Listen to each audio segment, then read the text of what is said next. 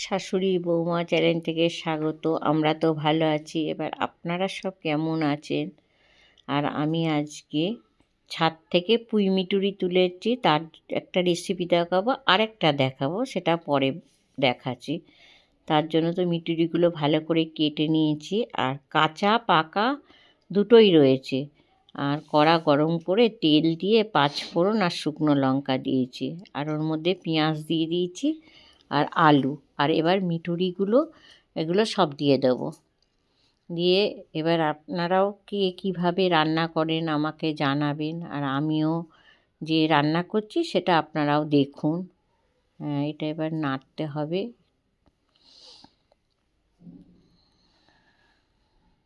আর এবার নেড়ে একটু আবার হলুদ দিয়ে দেবো, হলুদ দিয়ে আবার নাড়বো। আর একটু কাশ্মীর লঙ্কার গুঁড়ো দেবো, কেন কাঁচা লঙ্কা শুকনো একটু কালার তো চাই, কালার না হলে আবার আমাদের আবার একটু খেতে চায় না, একটু কালারের দরকার হয়।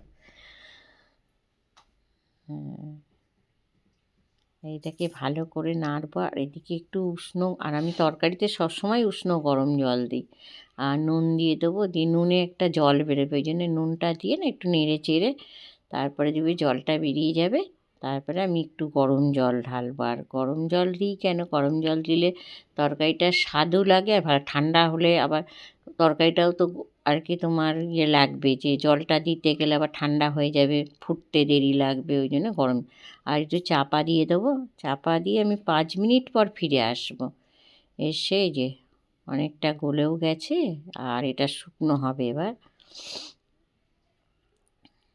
এই যে শুকনো হয়ে গেছে, আর এটা গরম ভাতের সঙ্গে খুব সুন্দর লাগে খেতে, দুর্দান্ত। আরেকটা যে রেসিপি করবো বলেছিলাম, ওটা না ডুমুর।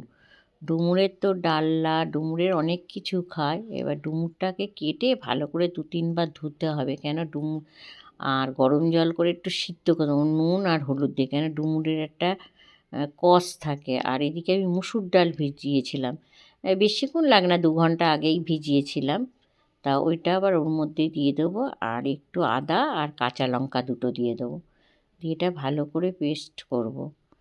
পেস্ট হয়ে গেলে আর এর মধ্যে পেঁয়াজ কুচি, রসুন কুচি, একটু কাঁচা লঙ্কা কুচি, সব হলুদ, একটু কাশ্মীর লঙ্কার গুঁড়ো দিয়ে দেবো, দিয়ে ওটাকে ভালো করে, আর নুন দেবো, দিয়ে ভালো করে না ওটাকে ফেনাতে হবে, যে যাতে আর কি তাহলে মচমচে হবে। আপনারা পারলেন একটু চালের গুঁড়োও দিয়ে দেবেন, তাহলে আরও মচমচে হবে। কেন ডুমুরের তরকারি অনেক, পোস্ত, ডুমুরের ডালনা অনেক কিছু খাওয়া যায়, তো আজকে ভাবলাম একটু ডুমুরটাকে অন্য রকম করি, একটু বড়া তুলে আর কি গরম ভাতের সঙ্গে না খুব ভালো লাগবে এটা খেতে, বা চায়ের সঙ্গে খাবেন সন্ধেবেলা, মুখরোচক খাবার। এবার কড়াটাকে গরম করব, করে এবার এইগুলো আমি ভাজতে আরম্ভ করে দেবো। এই যে একটা করে দিয়ে দেবো এটা। আর আপনারাও ডুমুরের এরকম চপ খেয়েছেন কিনা এরকম জানাবেন, চপ বা বড়া যে কোনো একটা জিনিস বললেই হলো। এটা আবার না এরকম করে ভেজে আবার ডালনাও করা যায়, আলু ডুমো ডুমো করে কেটে, যেমন ডিমের ডালনা করি ওরকম করে এটা আবার ওই তরকারি করলে ওটা রুটির সঙ্গেও খাওয়া যাবে, সব কিছুতেই খাওয়া যায়। আর ডুমুর তো সত্যিই খুবই ভালো খাওয়া, আজকাল তো ডুমুর এগুলো পাওয়াই যায় না।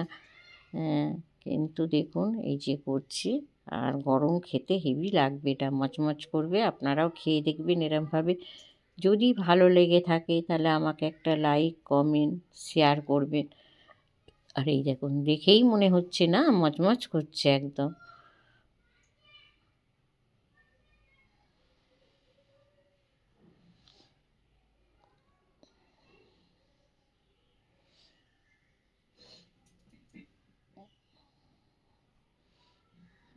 আমি সব বড়া এখন ভাজিনি, অল্প ভেজেছি। এই দেখুন কি ভালো লাগছে।